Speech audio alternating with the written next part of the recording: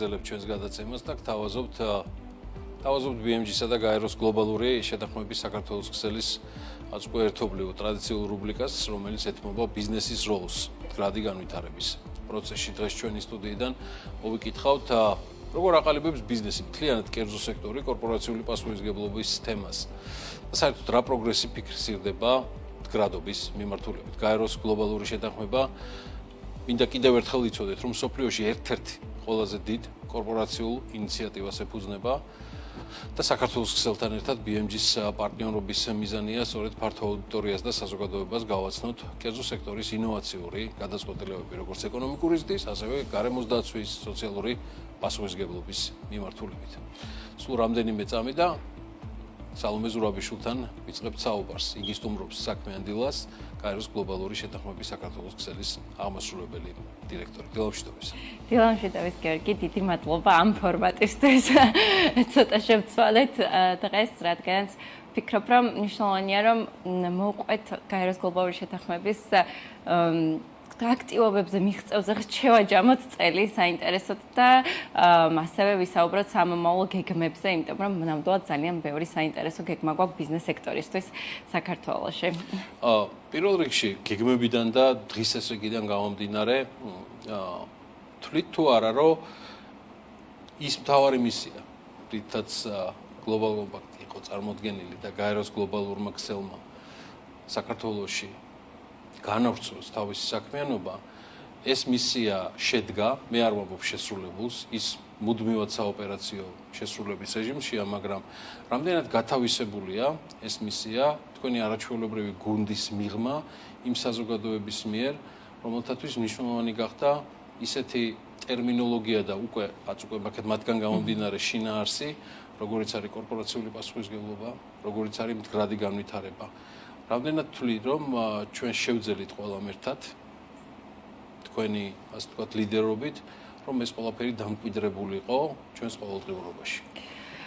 სულ ვიწყებ ამაზე საუბარს, რაღაც პირველად 2015 წელს მიმართეთ გაეროს გლობალურ შეთანხმებას და როცა შევაფასეთ გარემო, რა გარემო იყო საქართველოში, რამდენად მზად იყო ბიზნეს სექტორი იმისთვის, რომ კორპორაციული მდგრადობის ინიციატივა დაფუძნებულიყო, პლატფორმა დაფუძნებულიყო საქართველოში, ცოტა ეს ეჭვის თვალით უყურებდა, მათ შორის გაეროს გლობალური შეთანხმება, რამდენად შეძლებთ, რომ კომპანიები შემოიერთოთ, რაღაც მოგვცეს რაღაც კონკრეტული რიცხვი, რომ აი ამდენი კომპანია უნდა იყოს თქვენი წევრი და ბიზნესი არ იმედებოდა თუ არ ვიცი რომელი ერთი ზოგადად გარემო რამდენად მზად იყო, იმიტომ რომ ცნობიერება რა თქმა უნდა 10 წლის წინ ბევრად უფრო დაბალი იყო კორპორაციული მდგრადობის მიმართულებით და ცოტა სხვანაირი გაგება ჰქონდა ბიზნეს კორპორაციული მდგრადობის. უფრო ქოლმოქმედებისკენ მიჰყავდა თავისი საქმიანობა და შესაბამისად ის სტანდარტები, რაზეც არის დაფუძნებული გაეროს გლობალური შეთანხმება, მისთვის მაინც, ანუ კი საქმიანობდა, მაგრამ აი ასე სისტემურად ნაკლებად. ამიტომაც ჩვენ ძალიან ბევრი ძალისხმევა ჩავდივით იმაში, რომ კომპანიებს გააზრებული ჰქონოდათ, როცა უერთდებოდნენ ჩვენს ინიციატივას, რა პასუხისმგებლობას იღებდნენ თავის თავზე. სალომე, ერთის მხრივ არის 10 წელი პერიოდი და მეორეს მხრივ არის საოპერაციო ყოველდღიურობა, რომელზეც თქვენ არ ჩერდებით. ეს პორტფელი და მონაწილეთა რიცხვი იზრდება. დაზუსტებით რისი თქმაც შეიძლება, რომ არანაირი რაიმე ძალდატანებითი თუ რა დავარქვა, არ ვიცი, ძალისხმევით, ზედმეტით ბიზნესი აქ ვერ ჩაერთვებოდა, ისინი რომ არ ხედავდნენ თავიანთვის კონკრეტულად მნიშვნელოვან მიმართულებებს. ვიდრე გადავალთ ერთგვარ ანგარიშზე ამ პერიოდისა, მაინც რა აზრს ეს ყველაფერი გამორჩეულად ბიზნესს, რატომ ხდება ბიზნესი უკეთესი საზოგადოებისთვის, საკუთარი თავისთვის და საშუალოვადიანია თუ გრძელვადიანად, როგორ ზრდის მდგრადობიდან და კორპორაციული პასუხისმგებლობიდან გამომდინარე საკუთარ შემოსავლებს. ზოგადად კორპორაციული მდგრადობა ძალიან ბევრი კვლევის შედეგად დადგინდა, რომ არის ძალიან სასარგებლო თავად ბიზნესისთვის პირველ რიგში და რა თქმა უნდა ამასთან ერთად საზოგადოებისთვის და გარემოსთვის. ის ზეს მედეგობას. კომპანია უფრო მეტად მართავს თავის რისკებს ფინანსური მიმართულებით, გარემოს დაცვის მიმართულებით, სოციალურ საკითხებზე და შესაბამისად ბევრად უფრო სწორად ანვითარებს თავის საქმიანობას. ამიტომაც ინვესტორები ბევრად უფრო მეტად არიან დაინტერესებული ასეთ კომპანიებში, როგორც ფინანსური ინსტიტუტები, ასევე სხვა ვთქვათ საერთაშორისო კომპანიები, რომ დაამყარონ ურთიერთობა და მიწოდების ჩაჯში ჩართონ ეს კომპანიები და შესაბამისად, როგორც საქართველოში, ისე საერთაშორისო დონეზე ბევრად უფრო წარმატებული არის ბიზნესი სწორედ აი ამ სტანდარტების დანერგვით. აქ უკვე კითხვის ნიშანი, როგორც ასეთი, არ ჩდება ხოლმე საერთაშორისო დონეზე.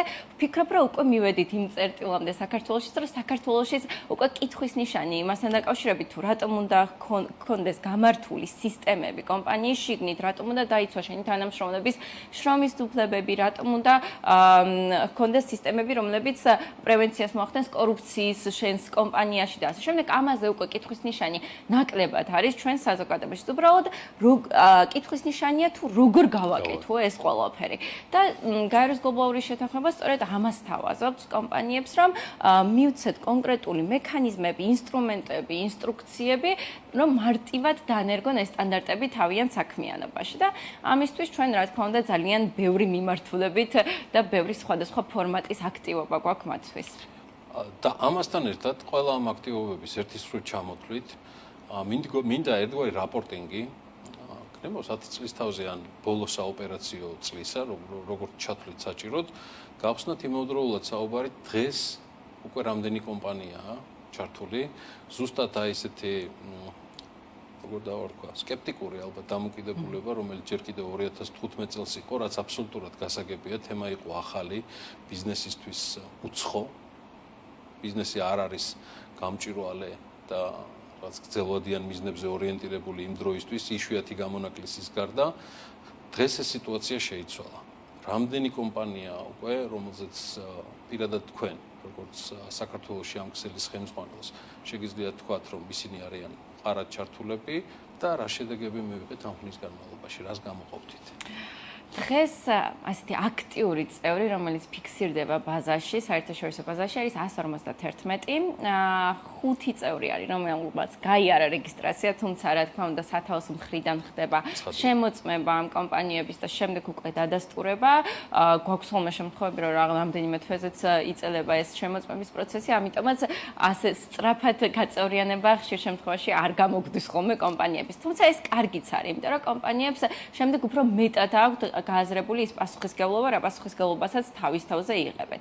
ამიტომაც ახლა შემიძლია ვთქვა, რომ ის კომპანიები, რომლებიც არიან ჩვენი წევრები, აი წლების განმავლობაში ხდებოდა გაწევრიანება, შემდეგ უკვე რადგან პასუხისმგებლობა ყოველწლიური ანგარიშგების იმ კომპანიებს, რომლებიც გაწევრიანდებიან ჩვენს ინიციატივაში, იყო აი რა თქმა უნდა, მოდიოდნენ, მიდიოდნენ ესე. თუმცა ახლა მეტნაკლებად უფრო სტაბილურად ყავს ეს წევრთა რაოდენობა და თან კიდევ უფრო მეტად მზარდიდა. მიხარია, რომ ასევე მსხვილი კომპანიები, აი წამყვანი კომპანიები საქართველოში, ბევრად უფრო მეტად ინტერესდებიან ამ ინიციატივით, იმიტომ რომ ჩვენი სტრატეგია არის, რომ მსხვილი კომპანიები ჩავთოთ და შემდეგ უკვე მათი საშუალებით მათი მიწოდების ჯაჭვი, იმიტომ რომ ბევრად უფრო ეფექტური არის ეს მდგომა.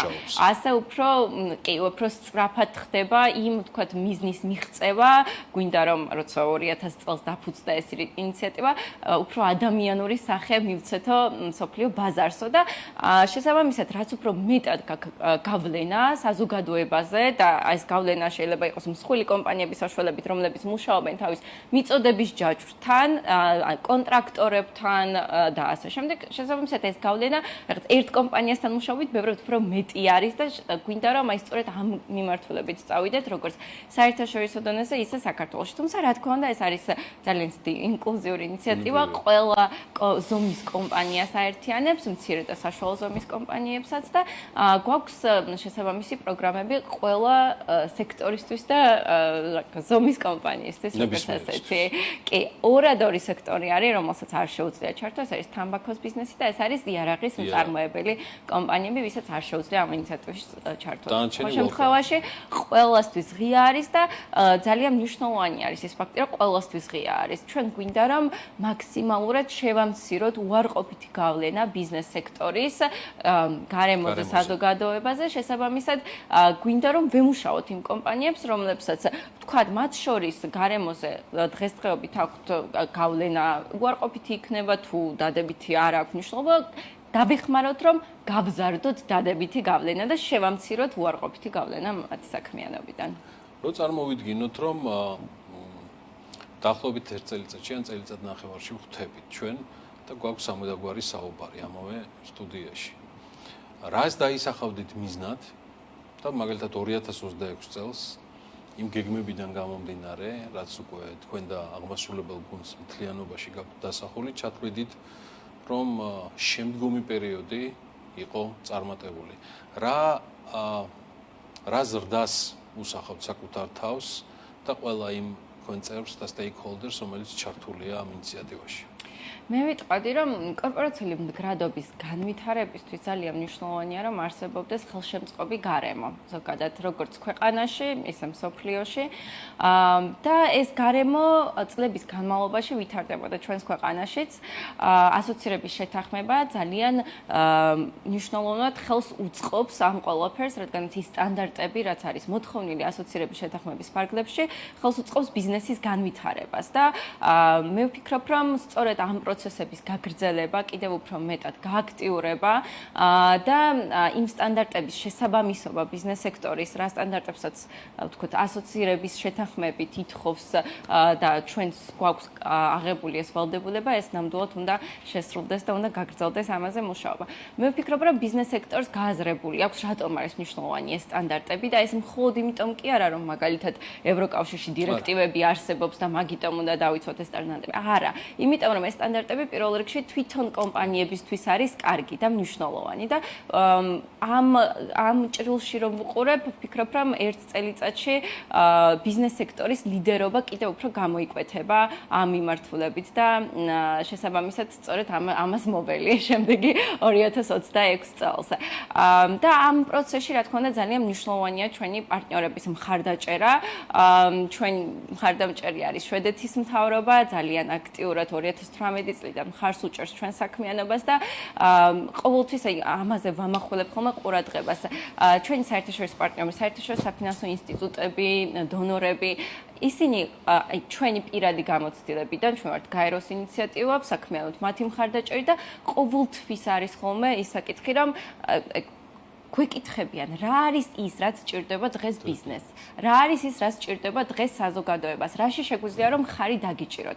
ჩვენ ვსახავთ სტრატეგიას იმაზე დაყნობით თუ რა საჭიროება არის საქართველოში, რა სტანდარტები აქვს გაეროს, რომელიც შეიძლება დაეხმაროს ბიზნეს სექტორს განვითარებაში და შემდეგ უკვე ჩვენი პარტნიორები გვეხმარებიან ამ ყველაფრის აღსრულებაში და ძალიან მიხარია რომ ჩვენს გვერდზე არიან და იმედია რომ ეს რა თქმა უნდა გაგრძელდება. მე დარწმუნებული ვარ, რომ გაგრძელდება. თუმცა ჩემი მხრიდანაც გამორჩეული პატივისცემა და მადლიერება შვედეთის მთავრობას, სიდას, სადაც ასევე ვსტუმრობდით ჩვენი არაჩვეულებრივი მოგზაურობის ფარგლებში და გავიცანით ამ სააგენტოს ორი მისია, მე მგონი ერთდროულად, ხო? ორი ქვეყნის მისია.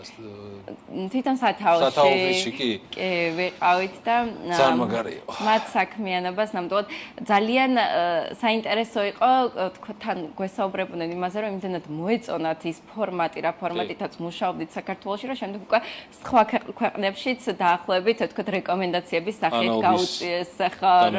კი, ნამდვილად კორპორაციული მდგრადობის მიდგომების და ძალიან ჩემთვის პირადად ძალიან მნიშვნელოვანი იყო ეს ყველაფერი, იქიდან გამომდინარე, რომ შვედეთი არის ლიდერი კორპორაციული მდგრადობის მიმართულებით და ჩვენ არაერთხელ ვნახეთ მათ შორის ვიზიტის ფარგლებში კომპანიების ძალიან წარმატებული პრაქტიკა და ისინი რო საუბრობენ იმაზე, რომ ჩვენ ძალიან მოგწონს თქვენ როგორ ანვითარებთ ამ სფეროს საქართველოში, ეს ჩემთვის ყველაზე მნიშვნელოვანი რაღაც უკავშირი იყო მათი მხრიდან.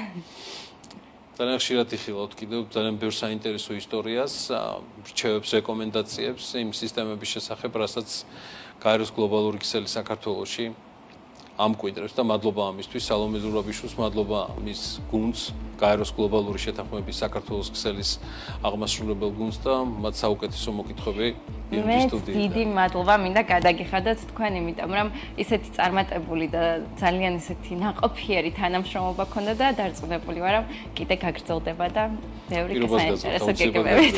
მადლობა დიდი.